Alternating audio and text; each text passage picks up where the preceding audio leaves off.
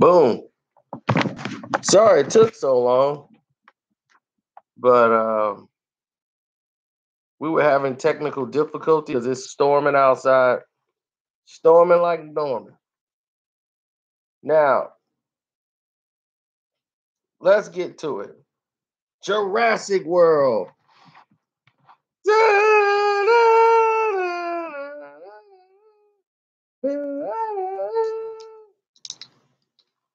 Jurassic World.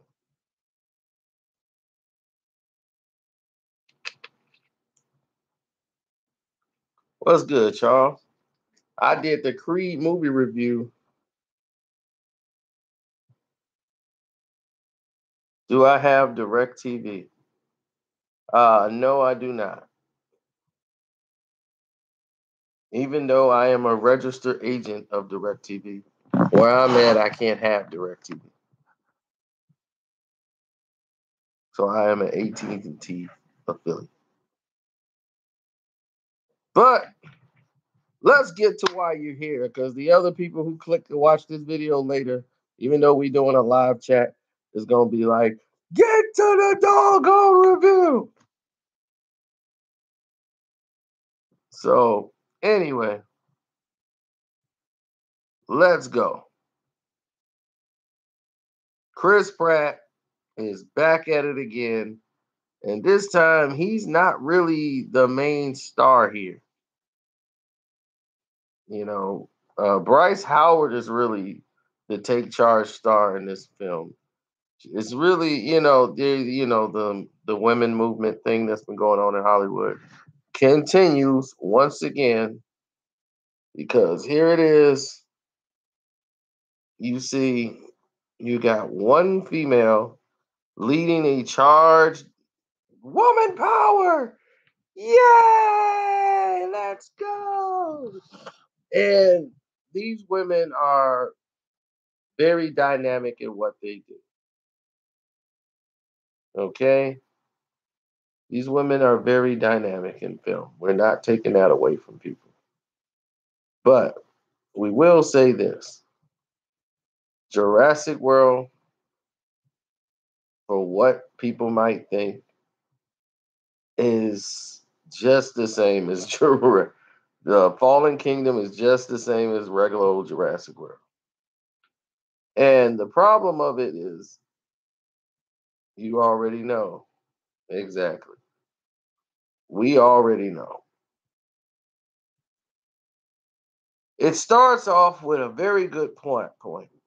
And the plot point is that the island that housed these dinosaurs has become unstable. The volcano have become active, and the dinosaurs are facing another extinction.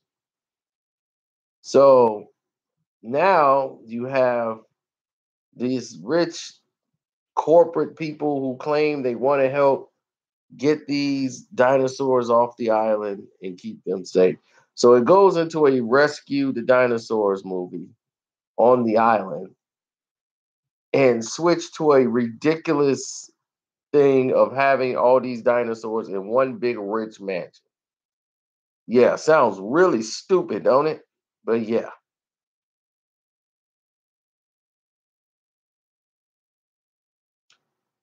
Then, of course, come to find out that this rich, crazy guy, it's a bunch of rich, crazy guys, all had this idea of let's clone this thing and make it to a biological weapon. That was the stupidest part of the first Jurassic Park. The only thing I liked was the guy who was in charge of the whole operation. He was great. The actor that played him was outstanding, and he worked for the movie. Now, with that being said, this film was incredibly done.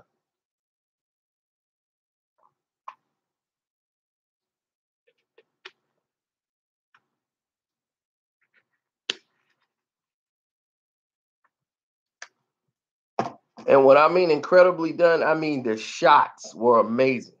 Now, the guy who did this also did The Impossible, and then he did Orphanage. Orphanage is the better movie he's ever done. And that's in a big creepy house with nice shots. Very much like this. This turns into the orphanage with dinosaurs. Now there's a little girl. This is where it turns into War for the Planet of the Apes with this little girl in this film who really has no place in this whole story, except for the Indoraptor, the new raptor. He just has a thing for wanting to kill this little girl. Why? I have no idea. They don't really elaborate on it, but you'll find out down the road what that's all about. There was some funny moments in the scenes, but is this kid Will Smith's son? Is this one of Will Smith kids? This guy that looks like Will Smith in this movie with the glasses. You guys would know more than me. I don't know who the heck he is. Is this like Will's oldest son? And we're seeing him for the first time? Because he looks like Will Smith. So I don't know if he's related to Will or whatever. But anyway, yes, the kid from Get Down. I thought he was related to Will, just like I thought they was both brothers. But anyway, the Get Down kid is the most annoying kid I've ever seen in a Jurassic Park film. He's a guy that's afraid of everything, but she needs him for technical things to get into places. But he's scared of every single thing. He's I'm so scared. Why are you going in a place where there's dinosaurs? I don't need him in my movie.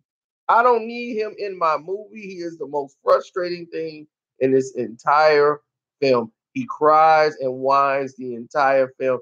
I swear to God, you will be sick to your stomach to see him in this film. More, yeah, because he got the fat white guy in the glasses. He did a lot more than he did. He shut down the island, which was dumb in the first Jurassic Park. Why would you open up all the things for the dinosaurs to be free, then make your escape through the dinosaurs? That makes no sense. This kid just whined through the entire film, and you know, it was just they're trying to navigate keeping this kid alive through the movie, this little girl from the dinosaurs. Man, Malcolm had a great line in the film. He said something like, he's like, people don't respect, if you don't respect, life, or if you're not careful with life and you don't respect death, you might, you know what I'm saying? You're not going, he said something like if you don't respect life, or and death gonna come real quick, but you won't know it next just that quick. You'll be right in front of them pearly gates. That's when you that's when you have in your recollection when you're in front of them pearly gates. Yeah, you keep playing around with stuff, then next thing you know, bang, you in front of them pearly gates. And you thinking about everything that just went down. It's gonna be too late. So anyway, with that being said, the best part of the movie is when they're on the island, because it's two parts. It's the island, then there's the house, the mansion, the estate, where all the dinosaurs is like being housed. And then they got like levels and everything all the way down, where they got the mad scientist down there doing his job, cuttlefish, playing the same role as he did on Gotham, still loving cuttlefish, cuttlefish. So anyway, they're still trying to use these dinosaurs as biological weapons. Dumb idea from the first one that they really rolling into this one. So once again, he contacts Blue. I like the scenes what they show with him and Blue. Like she goes, Bryce Howard's character goes into looking in the archive films of watching Chris Pratt's character contact with Blue when Blue was first born, and you see Blue, and then you see the other raptors, and when he pretend like he's hurt, the other raptor goes after his arm, but he's got a protectant on his arm and stuff. So you'll start seeing that how he's training him. They watch a little bit of that, and then so you can connect to Blue, and he's a cute little dinosaur. Oh, but it's a scene that cracks me up. Everybody else was so sad. I laughed like it was nobody's business. It was funny. I almost don't want to tell you, but it's I gotta tell you because it is too funny not to tell you. And here it is. There's a scene where the explosions are going off, right? And the island is going down. And Bryce Howard gets in the truck. She gets out of the truck. She gets on the boat, and they're sailing away as the island is going down and exploding. Then it was like one dinosaur who was sitting there, like one of those dinosaurs, those big old dinosaurs that just sit there. They just eat plants. They don't really kill nobody. And they just looking at the boat as they sailing away. And the dinosaur just sitting there on the island. And he's just sitting there looking lost, like, y'all gonna just leave me? Yeah, I'm just gonna die. And the whole thing going on, boom, boom, boom, boom, explosions. And the dinosaur, he's doomed. Dinosaur looking like,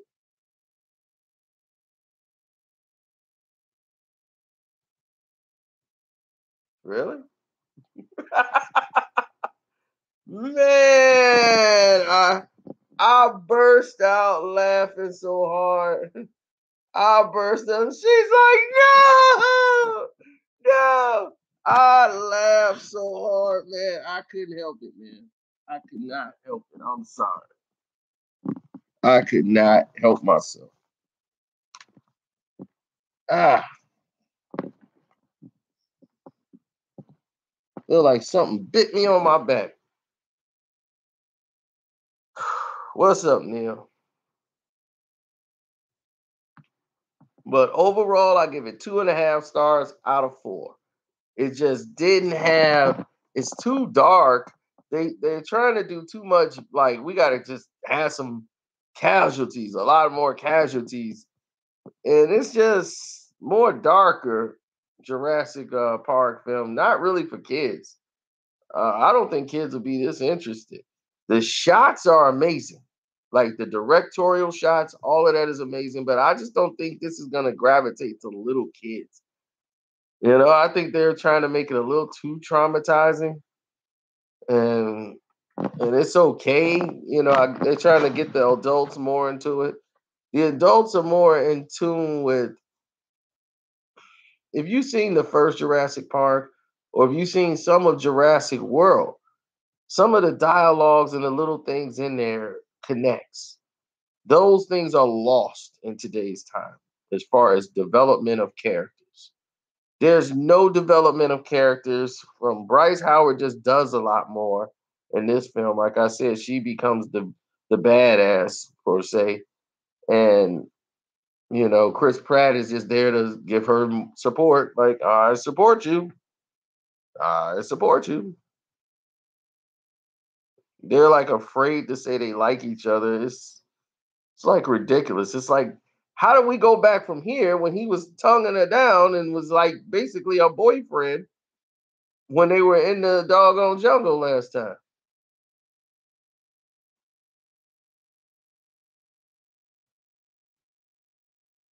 How did that get there?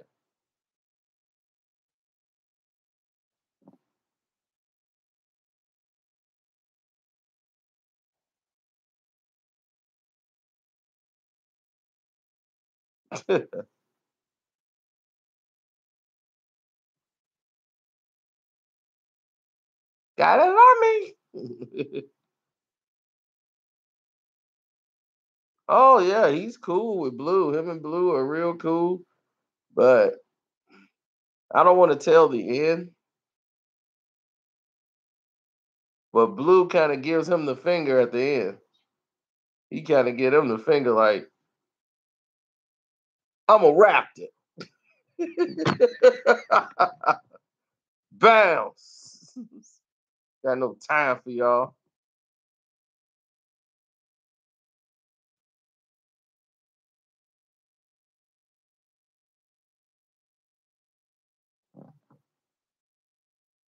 Do somebody die? A lot of people die in this film. More people probably died in this film than any Jurassic World, I mean Jurassic Park or World movie. Period.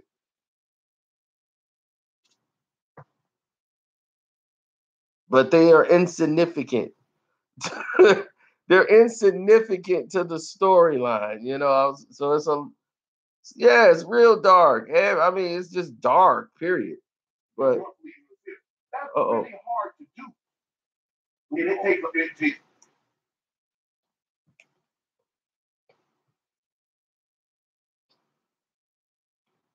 yeah, I know the guy who did the orphanage, which was really it was very well shot. This movie turns into the orphanage. So the creepiness, the look, all of it worked.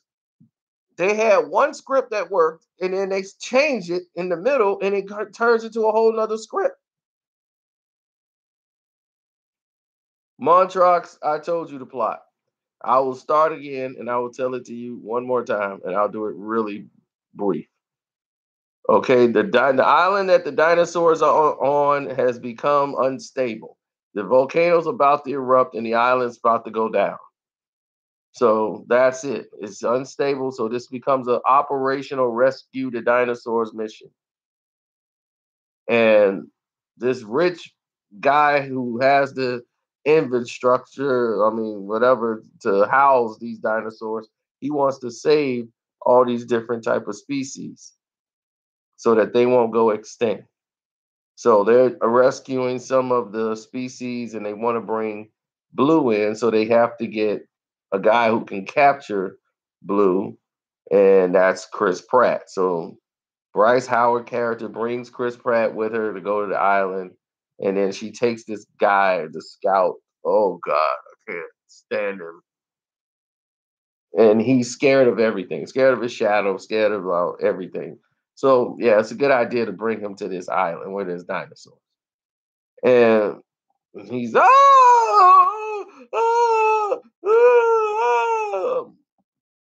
it's too much of him. So scared dude was my guy. So it turns from this, and then they realize that it turns from a rescue the dinosaurs mission to we're gonna keep the dinosaurs here and experiment on them for biological weapons and sell them to people around to the rich people, whatever, for black ops missions. So they come up and so they come up. Yeah, that's the thing. Chris Pratt is already hilarious. We don't need another comic relief. We don't need a silly crying all the time comic relief. I don't need him. We don't need that in this movie. You got Chris Pratt. He's funny. He's a comedian. He's funny. He's comedy. You don't need that.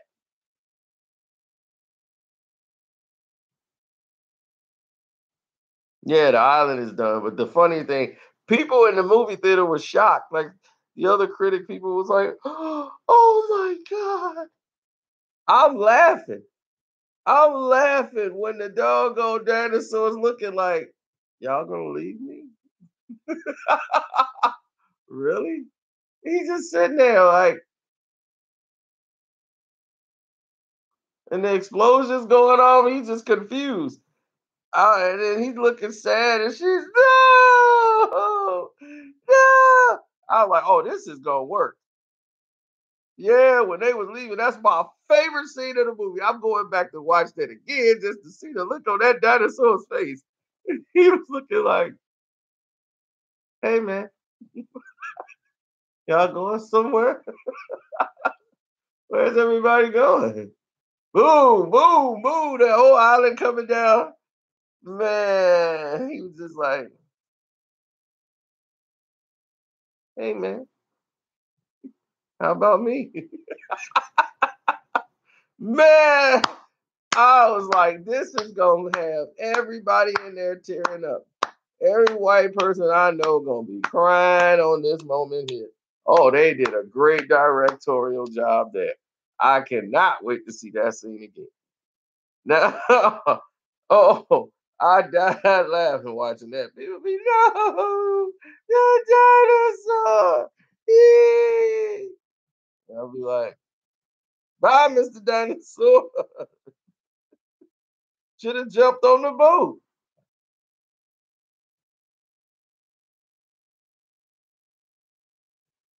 Oh man. But anyway, they will find out that they're trying to do all these experiments on the dinosaurs. So they break in to try to save some of the dinosaurs and save Blue mostly. And it becomes a free for all with these dinosaurs.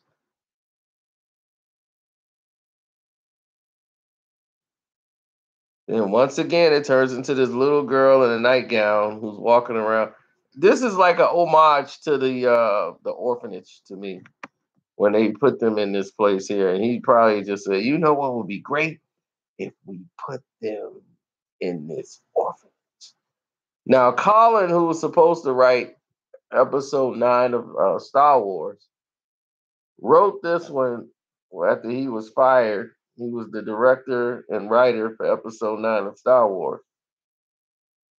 Actually came in and co-wrote this film.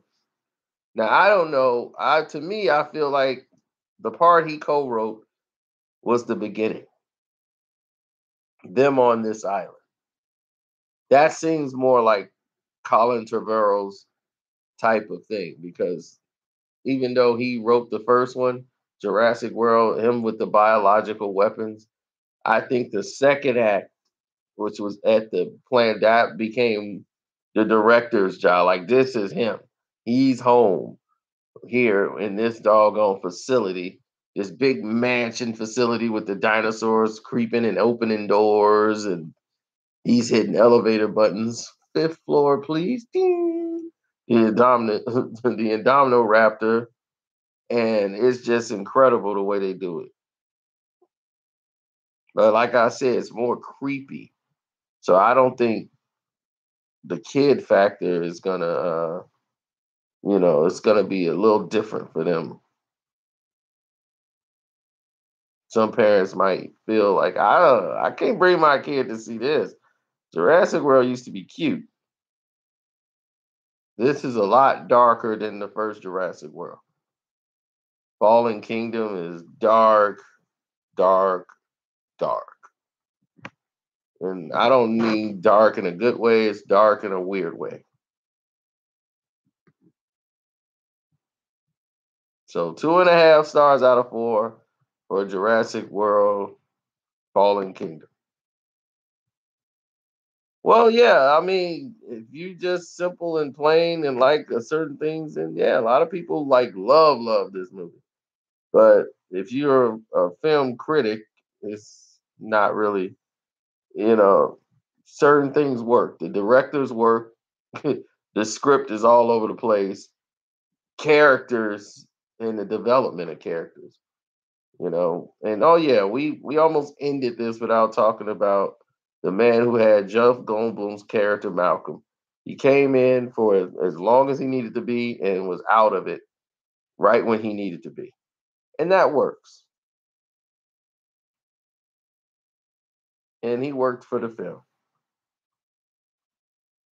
So enjoy the movie. You will have a good time watching it. I'm out.